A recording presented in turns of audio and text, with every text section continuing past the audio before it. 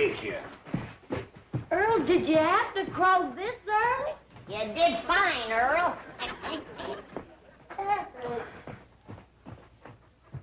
The early bird catches the worm. When we plow up that front yard out there, you're going to be up to your wishbone in them.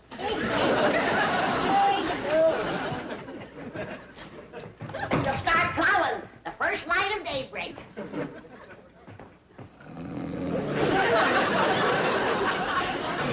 Shame on you. City living has made you soft and lazy. Now get to your feet before the whole morning is wasted. It's already past 4 o'clock. 4 o'clock's powerful early. No, not when you have the whole front yard to plow, and corn to plant, and taters, and turnips, rutabagas, and onions, and oats, and barley, and watermelon. All right, Granny, all right. Now, you get in the kitchen and get some breakfast on the table, and we'll be in directly. See that you do. Let's eat us a good big breakfast, Jethro, because you and me are going to be pulling that plow. Paul? No, Ellie, now, I know you're strong and you're willing, but this here is Beverly Hills, and just wouldn't look right for a young, pretty girl to be pulling the plow. No, Ellie. Uncle Jay, what Ellie's trying to tell you is that we went out last night and got a mule to pull that plow. You did? Well, yeah, like you were saying, this here is Beverly Hills, and we got to keep up appearances. That's right. Where is it? Well, it's tied to that big tree out back. Well, Jethro, he didn't look too happy there, so I bedded him down. Good girl, Ellie.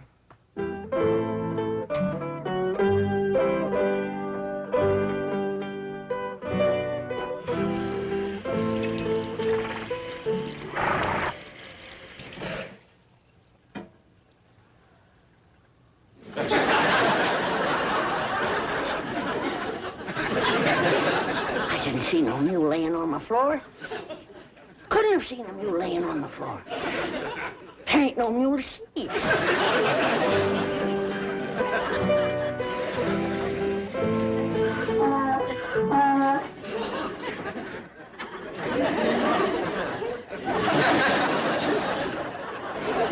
How's it going, Granny? Oh, just fine, just fine.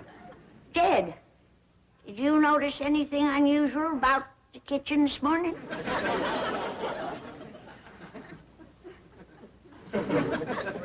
Nope. Unless you mean that mule sleeping on the floor over there. Oh, praise be, Jed. I thought I was having visions. Who brought him in here? You know as well as I do who's always bringing outdoor critters indoors. Well, see if you can get him back outdoors again. I don't cotton to mules laying around my kitchen. Tain't neat. I take care of him. Now then, young feller, if you'll just come along with me quietly. Don't rile him, Jed. I got kicked by a mule once.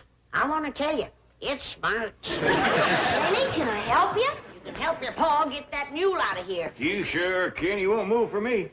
Well, y'all just stay here and I'll talk to Nelson. Nelson? Come on, Nelson.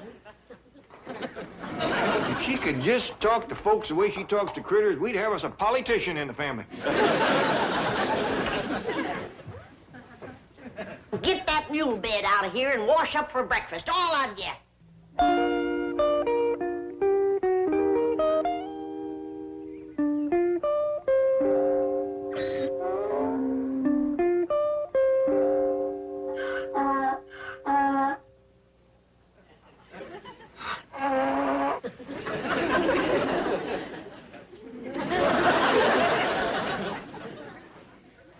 Looks like a good, strong mule, Jethro. I hope he's broke the plow harness. He's taking to it real good, Uncle Jed. I bet you we can plow up that whole front yard before noon. They wouldn't. They might. Well, come on, let's get around front with the plow. They are. Haul, you haul, haul, yeah. Mr. Clampett! Mr. Clampett, wait!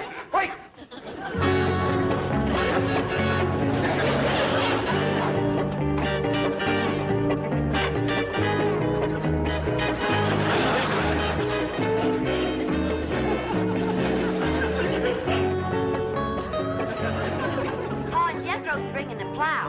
Want me to stick the rest of these in the ground for you? Yes, Ellie.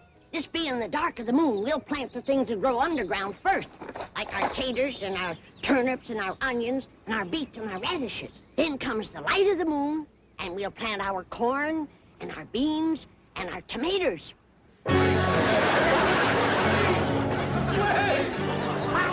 I spoke too fast. He ain't only willing, he's anxious.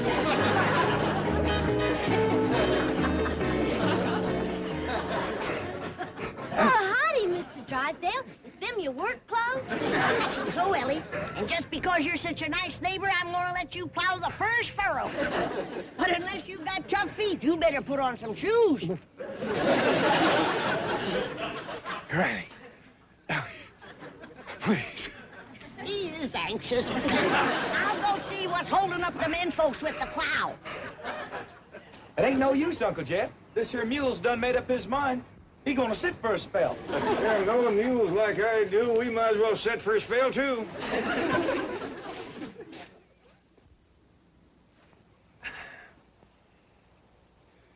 You know something, Uncle Jed? He's smarter than us. This sitting beats plowing any old day. No wonder we ain't getting any work done. I ought to take a switch to the three of you, sitting back here hiding and loafing. He's the one that's loafing. Ain't a thing we can do till he gets his fill. I'll see about that. Here, Jethro. Mr. Mule, what did Ellie call this thing? Nelson. Mr. Nelson? Nelson? Now, you get up off of your big fat tailgate and commence to pulling that plow, you hear? It's gonna be a real battle of wills. I'm betting on the mule. I ain't so sure. If there's anything muleier than a mule, it's Granny. Granny?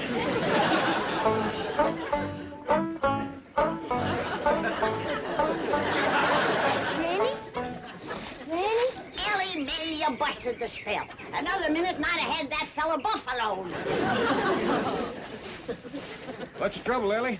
Mr. Drysdale said if we go to plowing up that front yard, a whole neighborhood will come storming over. Well, that's dandy. We got enough work for all of them. Well, I think you better have a talk to him, Granny. Sure is stirred up. All right, but you get that mule on his feet. Nelson balking again, is he? That's a fact.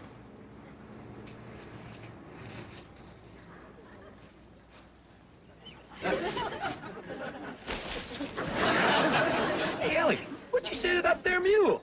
You wouldn't understand, Jethro. It's mule talk. I bet your Granny'd understand it.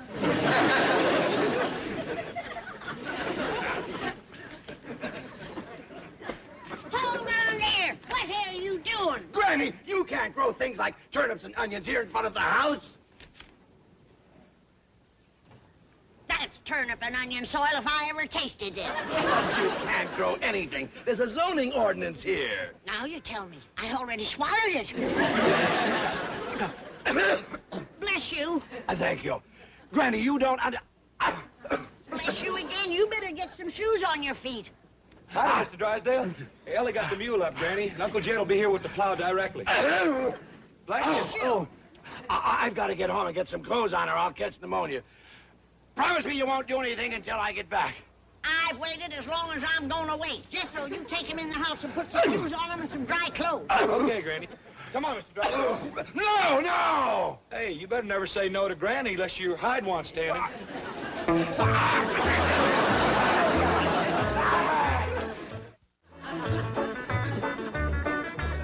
Drysdale or no Drysdale, I say let's commence plowing. Well, you promised him he could dig the first furrow, Granny. I reckon that is a thrill for a city feller. We could wait a mite longer. Yonder comes some more help.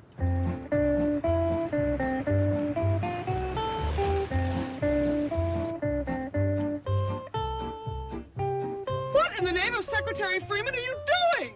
Fixing to plow and plant. What does it look like we're doing? That's what it looks like you're doing. Oh, thank goodness I got here in time. You city folks are willing, but you sure don't know how to dress for plowing. Does Mr. Drysdale know about this? Oh, yeah, we was waiting for him to plow the first furrow. And we ain't gonna wait much longer. Granny, yonder he come. Don't start yet! Don't start! Don't start yet! Don't start!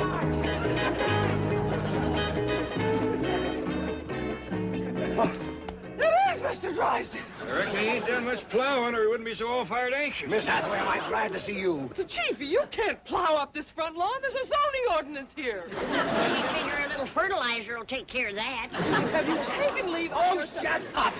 I have no intention of plowing up this lawn, nor of allowing the Clampers to do it. What did you say? Now, Granny, Mr. Clampett, let's all go into the kitchen, sit down, have a nice cup of coffee, and talk things over, eh? That's a city farmer for you. He ain't turned one spoonful of dirt, and already he's tired. Mr. Clampett, as your friend and neighbor, I beg you, I implore you, let me explain the whole thing. Well, while you two are jawing, I'll be plowing. Ellie Mae, pull up them markers. I'm going to start to work.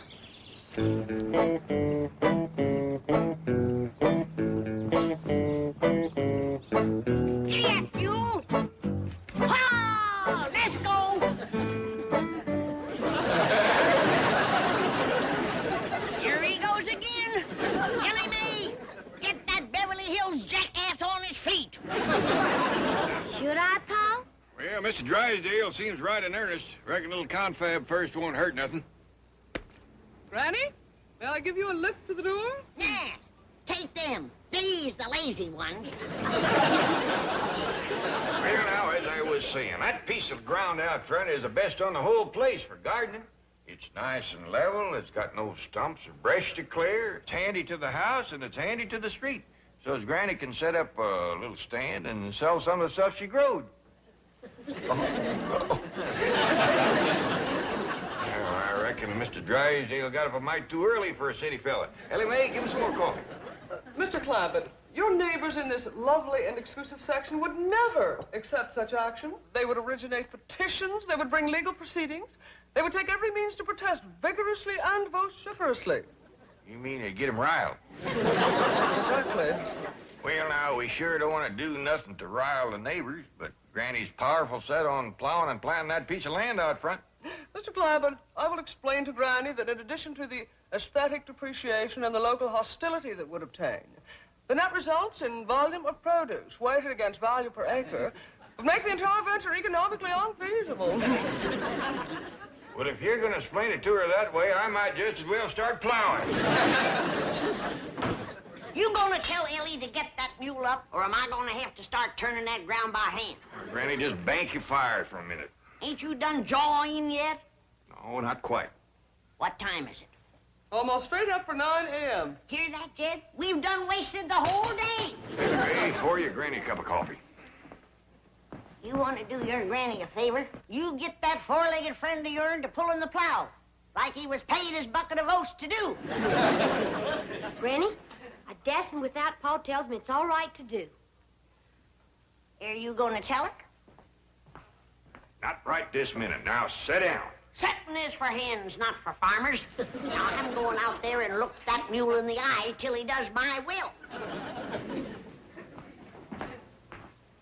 And I want to warn you, Jed Clampett, you're gonna own a mule with a powerful headache and a broke spirit. I hope your field trip idea works. That little woman out there is harder to convince than a bank examiner. Don't worry, Chief. I shall carry the message to Garcia, or in this case, to Granny. Well, I'll change clothes and get down to the bank. Lots of luck. Now then, shall we put Granny in the front seat with me? Well, I kind of favor the back seat twixt Jethro and me. I figure maybe we got the best chance of holding her in the car. Yeah, because Granny ain't gonna take this sitting still. That's a fact. Well, I got her hat and her reticule. Granny won't go no place without she totes her reticule. How far is it to the place we's going, Miss Jane? Oh, it's about an hour's drive from here. That's gonna take considerable holding. It sure is, because right out there is two of the stubbornest critters that ever faced off.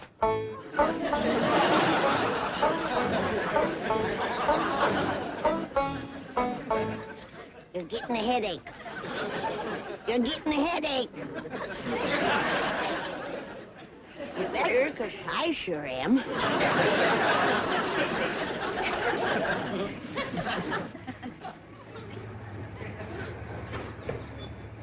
Come on, Granny, we's all going for a ride.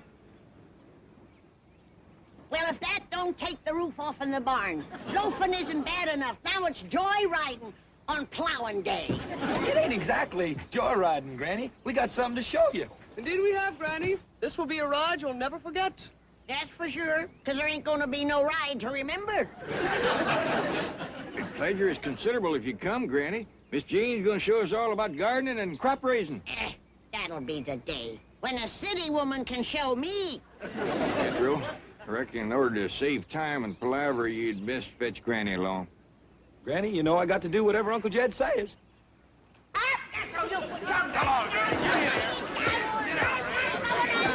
Now, you have yourself a good time till we get home.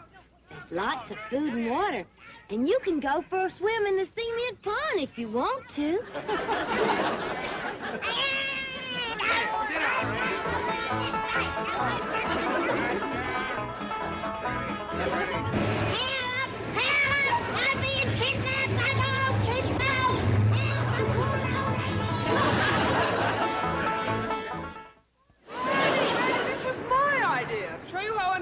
It is to plow and plant. Look out there. These people make farming their life's work. By their efficiency and modern methods, they raise better crops and more of them than you and I could ever hope to. Speak for yourself, city woman. Now, there ain't nobody so wise that they can't learn something new. Well, don't expect me to learn them. Look at them, planting corn at the dark of the moontime. I'd like to see their faces when nothing comes up. Granny, the modern farmer is so efficient that each one feeds 28 people. Now, you hear that, Granny? You don't want to put men out of work with families that big.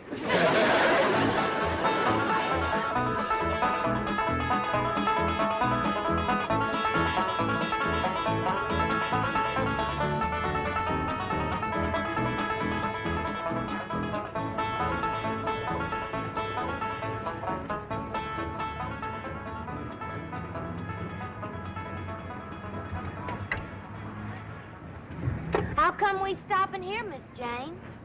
We's only a half a mile from home. We got plowing to do. Granny, ain't you convinced yet? Precisely why I stopped you, Mr. Clampett. I have something else to show Granny, and I think you'll find it very rewarding.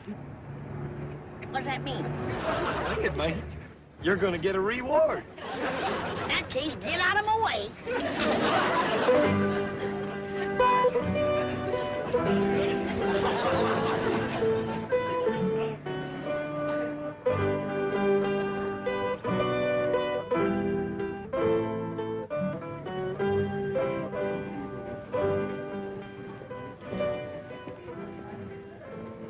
Now, Granny, while the others are exploring the rest of the market, I want to show you how unnecessary it is to plant a garden. Look, could you grow a watermelon like that? That's a watermelon. Yes. Back home, that'd be a cucumber. Serious. But I must admit, that's the biggest cockleburr I ever did see. Granny.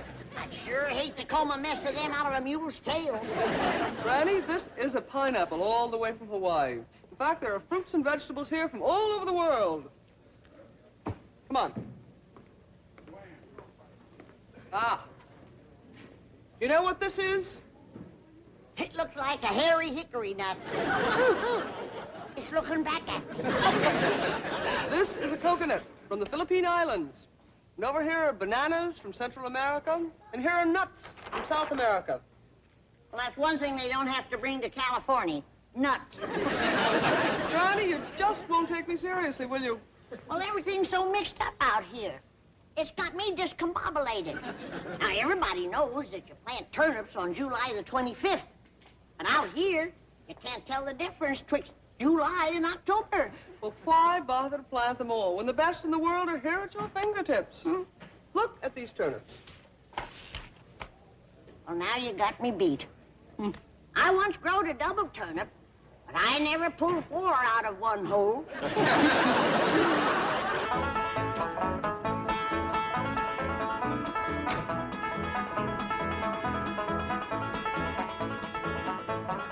Well, Granny, how'd you like the trip? I liked it fine. Wasn't that supermarket an eye-opener? Best fiddle store I ever did see. Wonderful. Now let's get busy and start plowing. Granny, I thought you done give up the idea of growing your own victuals. I did, till I went through that thing they call the checkout stand where you pay for what you got. Well, I went through one of them. I thought it was pretty fair. Well, by dingies, when I can't buy a sack of victuals for $5,000, and I'm gonna start growing my own. $5,000. Cold cash, my life savings. I handed that girl $5,000 and she handed it back to me. Said it wouldn't buy nothing.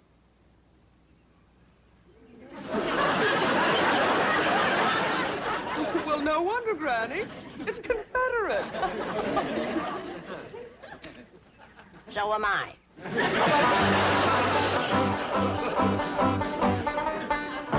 And now back to your regularly scheduled program.